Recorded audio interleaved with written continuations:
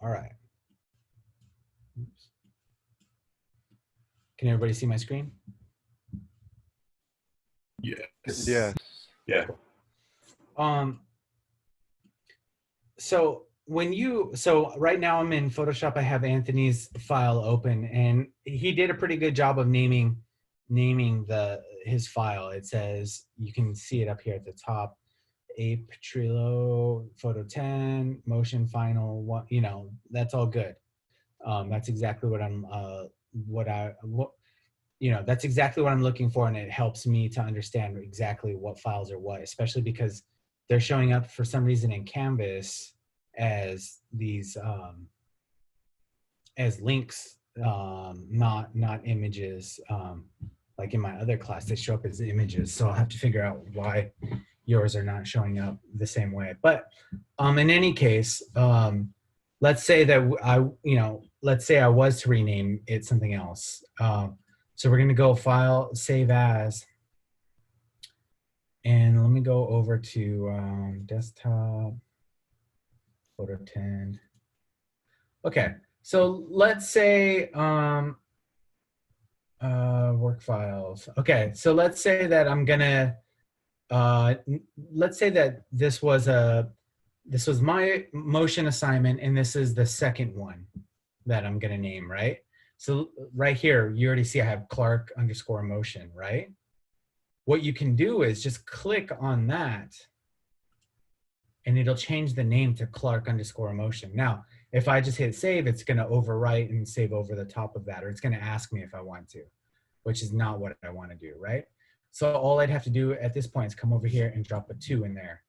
And then if I hit save, make sure it's a JPEG, and then I have the quality options, make sure it's turned up all the way, and I'd hit save, and now I'd have Clark _ motion, and then I'd have Clark _ motion 2. Okay, does that make sense? So there's that way of naming. Another way is actually just going to the file itself. So like, let's go here, Desktop, Photo 10. Here I go to the bottom. I have my work files, Clark _ motion. Let's say I want to make that Clark _ motion 1. I can, if I'm on a Mac, I can just click on the name and just hold it for a moment and let it go. And then it'll let me sort of choose whatever name I want. I can erase and add whatever name there. Another thing you can do is highlight it, hold down Control on your keyboard, which is the equivalent of right-clicking. Right-click it, and then we can go to rename, and it'll do the same thing. Okay? So it's really important that you start to name, have specific naming conventions for your files, especially the ones that you turn in or send off to other people, because if we get like a name like this one, I guess it's okay because it has the date and stuff, but that's a little cryptic and like harder to understand, right? So yeah, you'd come over here. Let's see. Here we have the surfer guy. Okay, so let's say that this is my motion assignment. I'm gonna call it motion blur because the waves are moving and he's moving, right? All right, so I'll come over here to export and file naming. When I go to file naming, now obviously we need to set our export folder location, like where we wanted to create the new file, but we need to come over here and we can hit custom name. Now with a custom name, you can type in a custom name right here, right? So this would be Clark _ motion 2, right? I'm gonna change my folder to that folder that I was previously talking about, photo 10, work files. There's Clark _ motion. So choose, so say 2. Now remember JPEG sRGB 14 inches at 150 DPI, right? Then I hit export. And now I have Clark _ motion, and I have Clark _ motion 2. That make sense? So I from this point on, I want you all to be very specific with your naming. Actually, I'll probably for the next for the assignment, the depth of field assignment, I'll require it a certain naming convention so that I can distinguish exactly what is a contact sheet and what is the final file. Okay. Any questions? Sorry, I don't know how to do all that stuff on PCs necessarily. Who is a PC user in here? I use a PC. So how would you, if you're, how would you rename something from not Photoshop or Lightroom? Like if, like for us, we have this window right here. How could you rename that? Do you just right click it? You could just single click on the name and then you can change it right there at the in the window. But I as see. far as using Lightroom and Photoshop, it's basically the same windows. Yeah, those should be the same. All right, cool. Yeah, I mean, there's a few ways you could do it. You could also right click it, go into properties, and it's like get info. But Mhm. you can go into properties and rename it there. Um, yeah, you could just override it if you really needed to. Right. But it's a Great. JPEG, and you don't want to do that because now you just lowered the quality by one life or whatever. Yeah. I mean, especially don't change the extension, file extension. That's a good thing to bring up. You know, if I wanted to rename this file Clark underscore motion 3, what I don't want to do is erase the whole thing, right, and start over. That would be bad. What I want to do is just, and you'll see like it on the Mac, when you go to rename, it's not going to even touch the file extension. Okay, so just, you know, move your cursor to the end, put a 3, and there you Actually, go. that brings up a question that I have. So let's say I have a JPEG and I bring it into Photoshop. Mm-hmm. If I save it as a JPEG, again, I'm just compressed it more. So if I Yep. save it as a PSD with the JPEG embedded in the file, then that's fine. It won't Yes, it should lose be fine. quality. Yeah, it should be. It should be. Yes. Good question. All right, let's move on. Let's move on. So let's move on to creating. Tomasa, do you have your file loaded up in there yet? Yeah. Okay, let me go download it. Stop sharing for a second.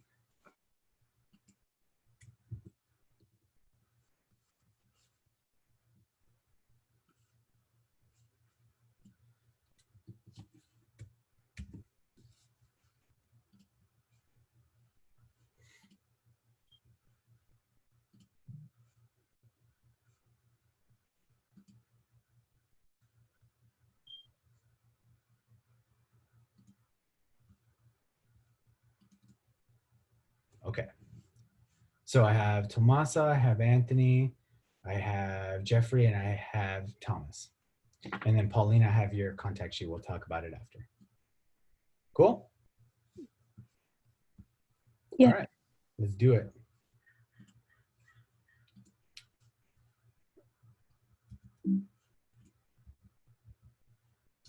All right, can you all see the screen? Yes. Okay.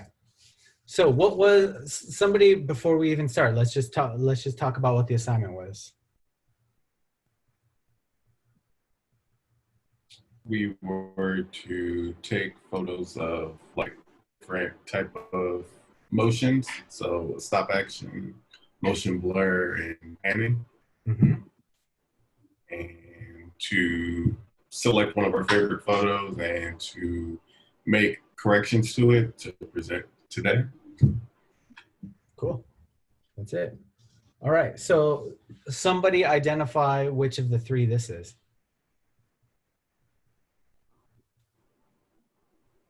Motion blur. Yeah. It's deceiving though, right?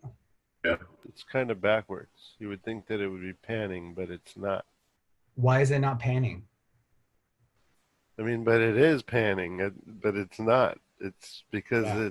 it's not focused on the moving object. Well, I that's even kind of a conundrum because you're in the car, which is moving. Yeah. So when we discuss like sort of the properties of of motion, like this, is the subject is sharp, but the background is blurry, right? Motion blur, the subject is blurry and the background is sharp, right? And stop action, everything is sharp, right? So this technically has panning properties because it's the subject is sharp and the background is blurry. But realistically, it's not as if the camera moved with I guess the camera technically is moving. I guess maybe it is panning because the camera is in the car and it's moving with the hand, right? But it's not that same technique of like shooting and keeping the camera moving. So it's a tricky one to even describe, but it's great, right? You Yes, really got that energy. it's Really, you cut off right when you said the last word. Oh, I said it's nostalgic. Yeah, definitely. Definitely. And I feel like it's pretty cinematic. I feel like this is a film still, right? Yeah, for like Dazed and Confused or Fast and the Furious. Ooh, Fast and the Furious. Black and white Fast and the Furious. Cool. Tomasa, can you tell us about this photo? I kind of got inspired to take that photo because of the movie we watched. I can't remember what was it called. Roma? Roma, yeah. Because I was remembering those scenes where they're driving back from the beach and to the beach, and they're just like in the car, but you see like the background just moving, but they're still. Yeah. I was like, that was really like, it's capturing a moment and emotion, and I really like that scene. So I was like, I'm trying to recreate it. Nice. I think you did a good job.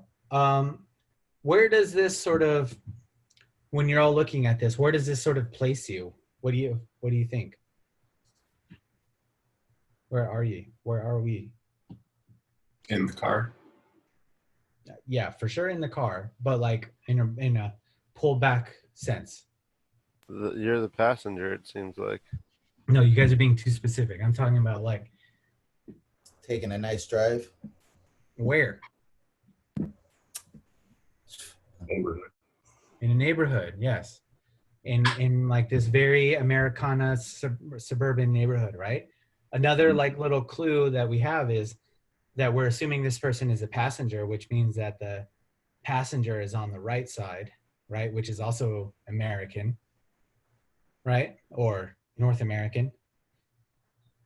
But this neighborhood to me is like a very, very Americanized neighborhood. You don't see neighborhoods like this in like China, right? You don't see it neighborhoods like this like necessarily like in Japan or anything like that. You can even look at the reflection in the mirror. It's a big wide street, right? Right. So I want you to also like consider these sort of like cultural things when you're shooting a photo, like even though for us this is just like, oh yeah, this is whatever, this is a normal neighborhood where we live, right? But to somebody who's not from here, it's usually cool too when we're in class together. There's always like somebody that's from like Beirut or China or something, and then we can like ask them like, hey, is this what you imagined a neighborhood in America to look like? Because it's so different. So even like thinking about that, when you walk outside your house today and you look around, like think of how that neighborhood looks and how you expect neighborhoods to look in other places, right? And how how different, how exotic your own neighborhood might be to somebody who's not from here. Okay, great photo.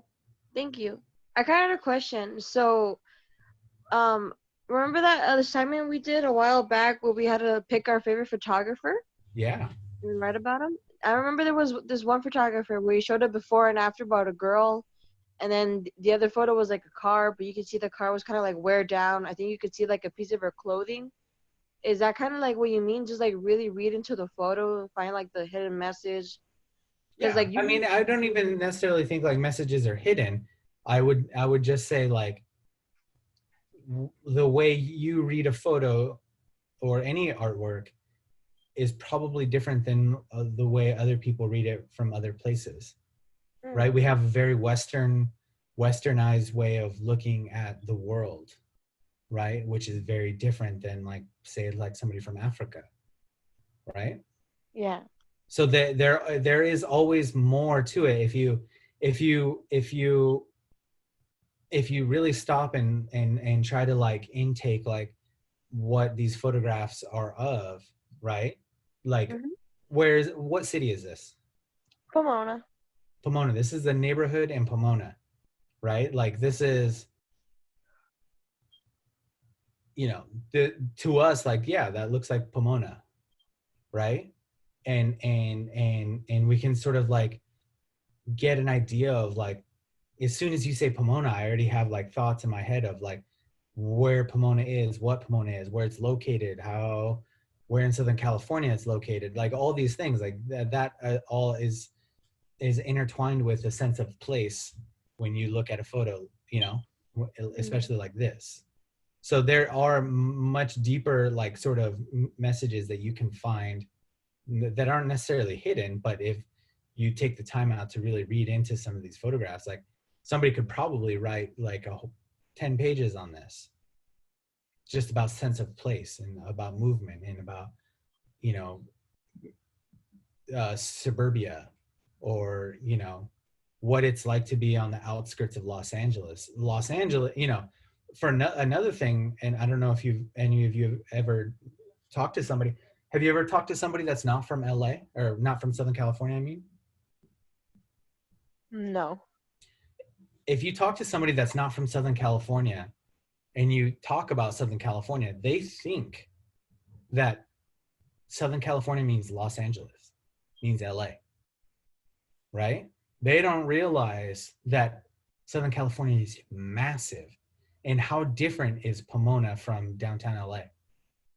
How different is Riverside County from downtown LA? That's still Southern California, right?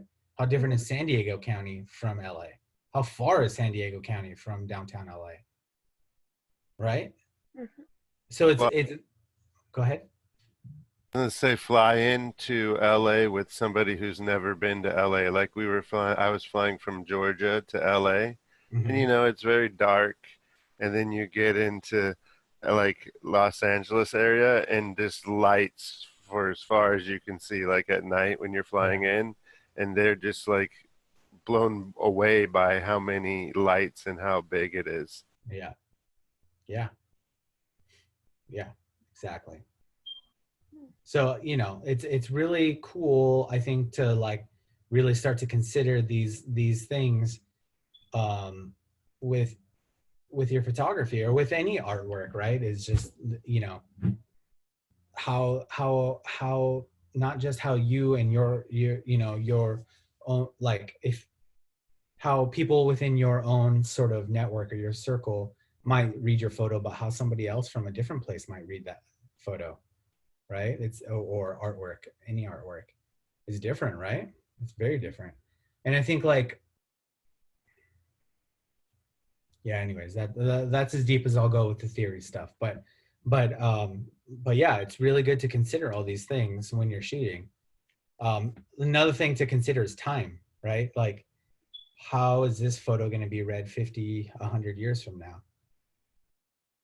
Right? Yeah, they're probably gonna think that car is old or something. Yeah. I mean, think about how you feel about cars that look like they're 50, 60 years old, or photographs that are 50 or 60 years old. And think about how you could look at a photograph that's 50 or 60 years old and be like, wow, look at what they're wearing. Look at all these like sort of cultural signs. Yeah, go for it. Cool. Anthony.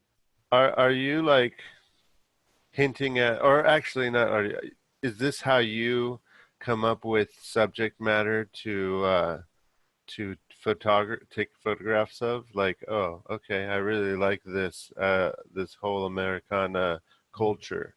I'm gonna start looking for it and seeing if I can find other really cool pictures to take with that kind of genre. I mean, personally in my own work, yeah, usually I have like some kind of concept in mind, and I'm aware of, you know, and the way I shoot, I make a body of work, right? I make like, even if I'm just kind of like shooting one-off photos, I'm always thinking about how the photos tie into my own work, right? But that's like also like a very sort of fine art perspective on things, you know. If you're interested in commercial photography, well, you know, looking at this photo, like commercially, like, okay, like what could we be selling? What could this photo be about, right? There's nostalgia associated with it, right? Maybe this person needs to be wearing a nice watch or something, right? And then it's about like timelessness of this watch or something like that. So it just again, it just depends on like where you're placing your photography in the world. But yeah, for myself, absolutely. You know, for myself, like I did a whole series shooting these big, expansive like landscapes, and also like shooting like, you know, industrial equipment or industrial spaces within the Inland Empire. So it was like about the vastness of suburbia in the Inland Empire plus industrial sites, you know, and sort of, and making big giant large prints with the large format camera so that we could really get into the details of it, right? It's like really revealing. And my whole plan was to get people to sit with the photos for a while. And then Americana does play into that, right? I'm pretty aware of the Americana aspect too, because, you know, my mom is from Japan. She's Japanese, and she did not grow up here. So even though she's lived here for more of her life now than she did in Japan, but it's still, you know, her mind, the way she thinks is still, you know, still Asian, East Asian, right? It's a different sort of like, you know, seeing the vastness of a suburban neighborhood is different to her than it is like, say, my dad, who's, you know, was raised building houses in these places. All right, let's move on. I could talk about this all day. All right, whose is this? That's mine. All right, is this Thomas? Thomas, you don't say anything. Everybody else, is this panning, motion blur, stop action?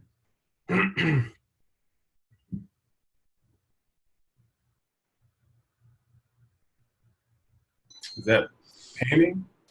Yeah, because the boy is the subject, right? And the boy is sharp, and everything else is soft. Mm-hmm. What do y'all think? I like it. It's definitely like a genuine moment between a young boy and appears to be like his grandmother. Okay, well, let me ask you this: why do you go grandmother? Just probably I can kind of make out like the head scarf, maybe like the outfit that she's wearing. Yeah, I mean, there's something about that outfit, right? The styling. There's something about that reads like two very separate generations. And also, you know, like I'm seeing these like modern looking like shoes on the kid, basketball shorts, I'm assuming, and like a hat, like a snapback hat, like turned sideways. Like I read the kid as a very different generation than the person giving the hug. I wonder though, like if it's just this person's style to like dress in like vintage clothes, or if it's an actual grandmother, because something about her doesn't read as a grandmother to me. Something about her just reads as she has this like sort of vintage style. Thomas, you'll have to tell us, but not yet. I just want to keep going, okay? Other thoughts? I really like how everything is just like blurry. So, and because the kid is so focused, you just notice him immediately. Yeah. So what you're talking about is a visual hierarchy, right? So Mhm. we know that this photographer is saying, hey, look at this kid. Look at this moment right here, right? Mhm. All this other stuff is just like blurry, just mushy environment. What do you all think about the environment and the lighting? I like the lighting and the environment that it's in. It's very comfortable. Yeah, like I guess there's like a wall there, so it like tells us we're in a confined space, right? We see a bunch of shadows, so we can assume there's a bunch of trees around, right? It feels like a private moment. It feels like it's outside, but it still feels like really intimate and private, huh? All right, Thomas, what tell us about this photo? That's my wife. She just dresses very vintage. Okay. Um, I knew it, man. I knew it. yeah, and she didn't get ready for that photo or anything. She's like, I was like, it's just for school. Don't worry about it. But uh, I just wanted to capture the moment between my son running to his mother. Well, I think you did a good job. I also think like compositionally it's pretty nice, right? It's not centered. No, I It's sort of, tried to keep it in the ruled thirds. It's hard because you kind of have to plan it out while you're panning to get oh where you yeah. want it, you know. But yeah, it was fun, and I waited for a little bit of shadows to be on the back wall. So, all right. Does anybody have any other thoughts? I just wanted to say, like, I really like how you can't really see their faces. So if you were just looking at this, you could probably just personalize it to yourself in some manner. Yeah, it's true. It's true. Yeah. All right. Good job, man. Thank you. Right. Here we go.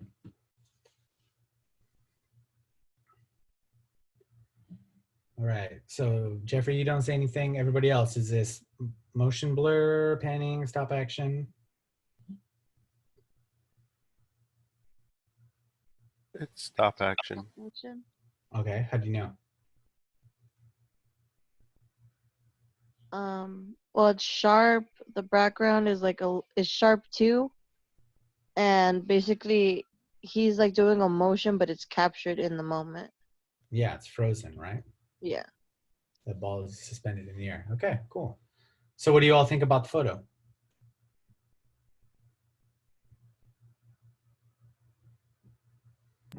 It's a really cool photo. Captures the boy playing, um, having a good time with himself. I really like that black and white with the ball and with that color. Okay, cool. Why do you like that? I don't know. I've just a lot of the photography that I've been following lately is I've been noticing they'll bring down saturations, bring up a lot of colors and stuff. So it's a style I've been interested in. Okay, okay. I feel think- anticipation. Oh, you can go ahead. I was just gonna say I feel anticipation. Like, are they gonna make the shot? But it's stuck. So yeah, I just feel the anticipation in the picture. Yeah. I was just gonna say, it kind of reminds me like of those commercials of lottery where you see that big red ball. Like the ball in itself has like a significant meaning, and I feel like by him just highlighting that ball, you kind of get the overall message of the picture. Yeah, I mean that ball with the way that he's manipulated, it tells me that that ball is really important. So I wonder, and this is a question for Jeffrey, I wonder if that ball is more important than the boy.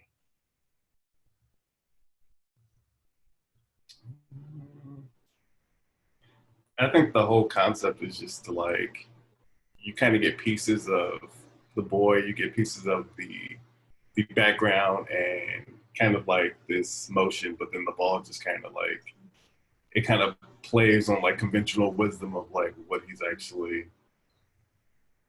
Um, I don't know. I just thought it was interesting. Yeah. I mean, it's also interesting that it's a tennis ball, Yeah. So right? I would say, definitely explore if you have an idea like that, like creative idea like that, definitely explore it, and go down that path and sort of figure out what it is that you like about it, why you would do certain things. This seems like like it could be an ad for something, right? Something big could be happening or something like that. I think the thing that's really working for me is the lighting. Did you light it, or is it just the normal? so Do you have like that a skylight or something?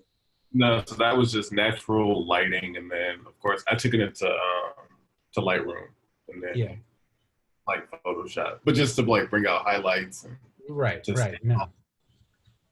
Yeah, the lighting But is really beautiful. Cool. Well, good job, man. Thank you. thank you. All right. Last one.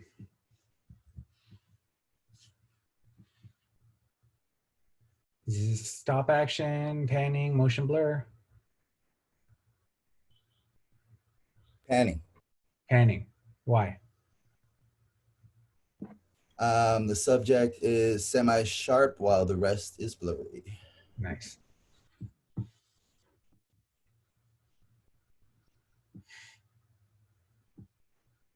What do you all think? It feels kind of ominous to me. Yeah, totally, huh?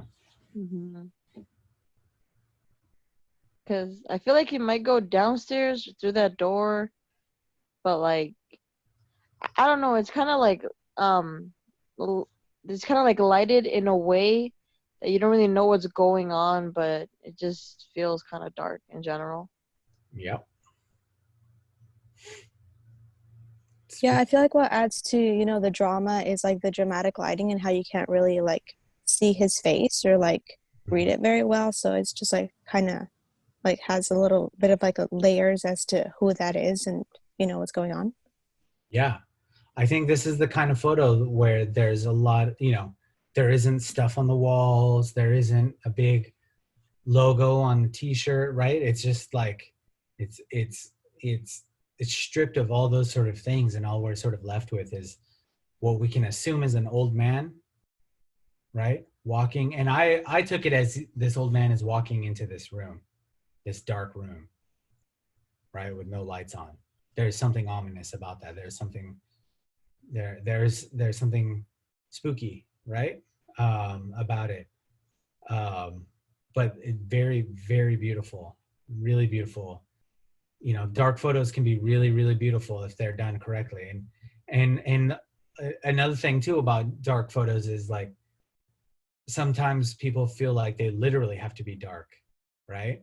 And this is a pretty dark photo, but like there are some really bright highlights and there are some really good midtones in this photo.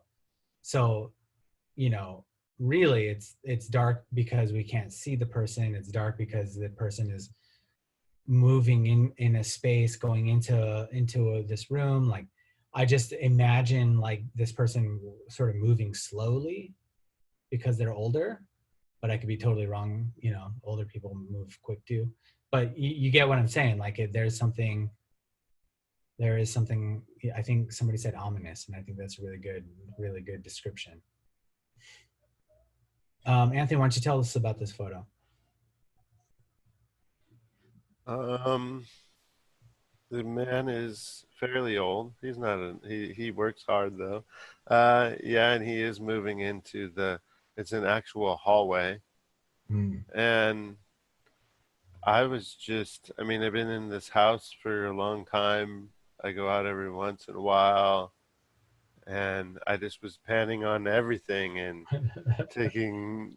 I was panning on my ceiling fan and having my wife move it back and forth, and my son and my cats, and I just captured this one, and you liked it, and I didn't know if the blurry was a problem, but yeah, I guess that's part of the panning. Yeah. Like you can, there is some sharpness in his hand, and I like in his back arm. So Yeah. Panning is a tricky one because sometimes even the best panning, it's still got a little bit of motion blur in the person. You know, it's just like getting that shutter speed at the exact right shutter speed to continue the motion of the background, but also, you know, a subject that's moving, keep it sharp. So you did good. You did good. thank you. Cool. Good job. All right. Um, cool. That's it, right? And then I just have Paulina's contact sheet. Okay. Let's move on. So I just wanted, you know, I just wanted to talk one last thing about, so some of you that have your own digital cameras, there is a function on your digital camera that says TV usually. Have you seen it? It's a mode on your camera. You can switch it to TV. Yes. Okay. So now that you've done this shutter assignment, I'm going to tell you about it. So TV is time priority. So it's a semi-automatic function on your camera. But let's say that you wanted, you know, let's say we're shooting this photo. Oh, this photo, you don't even know what I'm talking about. Let's say we're shooting this photo right here. We could set the camera to shutter priority and set it to 60th of a second and shoot it. What that's going to do is it's going to change your f-stop for you to give you a decent exposure, but you're setting the shutter speed. So it's a semi-automatic function on your camera. Okay. So as you move forward, like if you know that you're trying to shoot something at 2/50th of a second, but your lighting's, you know, kind of all over the place, or you're in a place that's got open shade and direct sunlight or something like that, definitely you can put it on shutter priority and let the camera sort of decide the f-stop for you. Okay, I just wanted to share that with you all. But I didn't want you to do that for this assignment. Okay, so try that out, test it out, mess around with it later. TV. Okay. Okay. All right, so let me see here. I just wanted to go over, because I feel like I just want to make sure that we're all, normally I'm able to just walk through through the classroom and take a look at your Lightroom catalogs and make sure everything's looking good and straight, right? But since we can't really do that right now, I just want to make sure, you know, let's identify a couple of things, like just review. So what is this left side here? Well, it gives you like the preview. You can get the preview window. It shows you your catalogs as well as like your quick collections. Yeah. So it definitely shows you exactly. It shows you your folder structure underneath the hard drive that you have imported, which is, for me, it's the actual hard drive on my computer, my Macintosh hard drive, right? What are these numbers over here? The number of like files within like a folder. Yeah, exactly. So in my encased photo 24 folder, I have 19 files. In the photo 10 folder, I have 148 files, right? Cool. And then what's this information on the right side?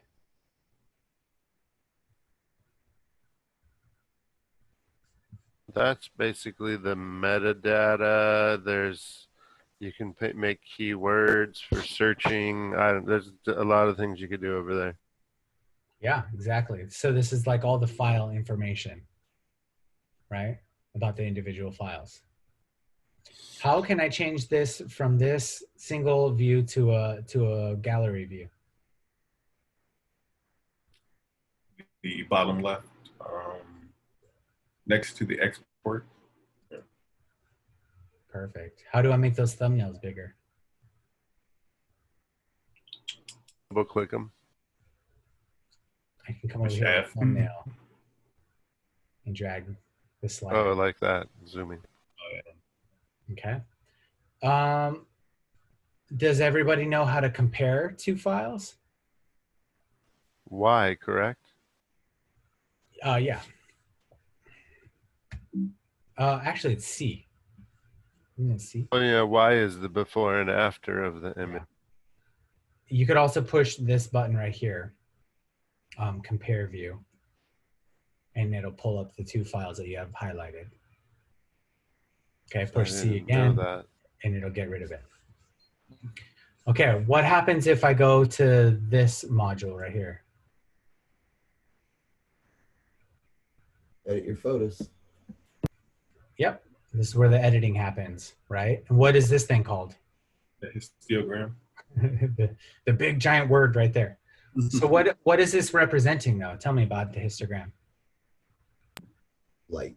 And your shadows. Yeah, it's a graph that shows you the tonal information in your photograph. What does this photograph in particular have the most of? Midtones. Midtones. It's a gray photo, right? So you see the spike right here. This side, the right side represents your highlights, the left side represents your shadows. If I click on this little button right here, it'll show where the highlights are clipping. If I do the same over here, it'll show where the shadows are clipping. But since this is such a gray photo, there's no clipping occurring. Can somebody explain what clipping is? The point where you start losing detail. Yeah, exactly. So if I take my exposure, let's say, and just watch the file, and I start to bring up the exposure, that red area is telling me, hey, you're losing information right here, right? If I keep going, I lose more information until I've lost basically all information, right?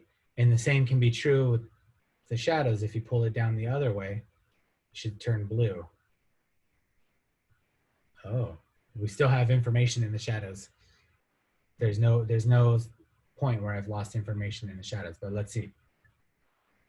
If I bring my blacks down, you see it, you see where we've lost all that information, right? I'm gonna reset it.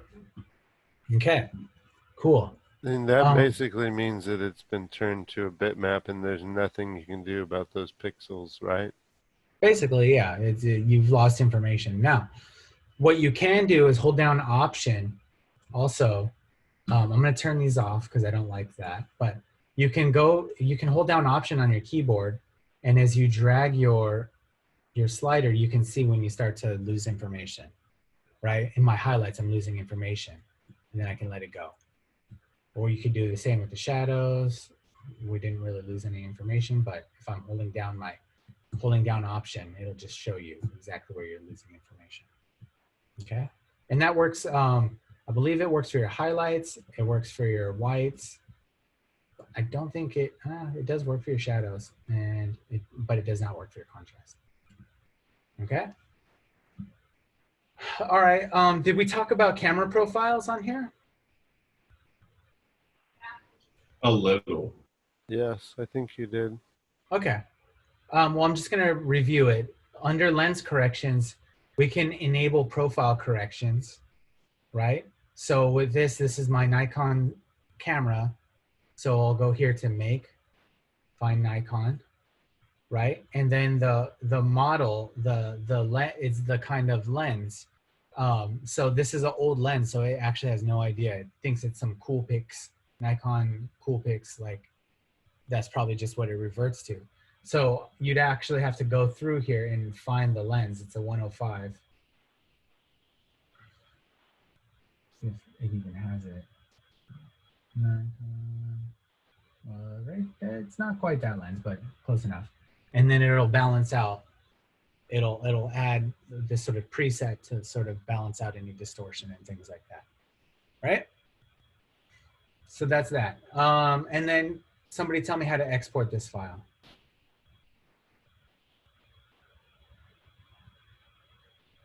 You go up to File, Export. Okay. File, export. and then we go through all this information again, right? Yes. The thing you can do is go back to library and hit export down here. Same thing. All right. Cool. Okay, so who has their contact sheet uploaded for the depth of field? I do. Thomas, do. you do. Jeffrey, you do. So Paulina, Tomasa, and Anthony, you do not. I do not. Okay. Yeah, I do not. Okay. Yeah, I don't. Well, that it's due next week, and we're supposed to go over it in class again today. But since we can't, it's not a big deal. Maybe we'll do it right at the beginning of class next week. We'll go over everybody's contact sheets then, and then you'll work on your files and export it, and we'll have. But it'll be a longer class because then we have to crit in class. So you have to work on your file and then export it, load it, and then we'll work on it there. Is that cool with everybody? I'm cool with it. It work. Okay. And Thomas and Jeffrey, you guys are cool with that? Yeah, can we still kind of go over mine so I can just kind of start working on? Let's Yeah, say yeah. the same thing. You guys want to go over yours right now? That way we don't, yeah, so we could get our pictures done. Sure. Okay. Cool. And then Pauline, I need to go over your motion contact sheet with you also. Okay. Okay. Okay. Cool. So is there any other questions for today? Okay. So, oh, Jeffrey, you're going to say something? I can do it for after. It's fine. Okay. I was just gonna do like an export setting, but Okay. Yeah. We'll talk after. So everybody, there is a class assignment to do right now. Okay. So even though I'm ending it right now, I'm only ending it so that you can go work on the class assignment. It's due by Sunday night, before midnight. But I highly suggest, since you're all sitting here right now, you just do it now. It's about quick collections in Lightroom, and there's a video you need to watch. It's only like 4 minutes, and then a little assignment that I want you to do. Okay. Got it? Somebody give me. I don't see it. Oh, I might not have published it yet. Hold on.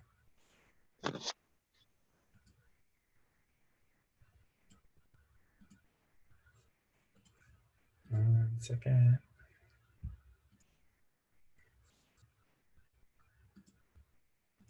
All right, there you go. Okay, cool. So yeah, Tomasa, Tomasa and Anthony, you guys can take off, and then Paulina, Thomas, and Jeffrey stick around, and I'll talk to you guys. Have a good weekend. You too, Professor. Bye. Bye.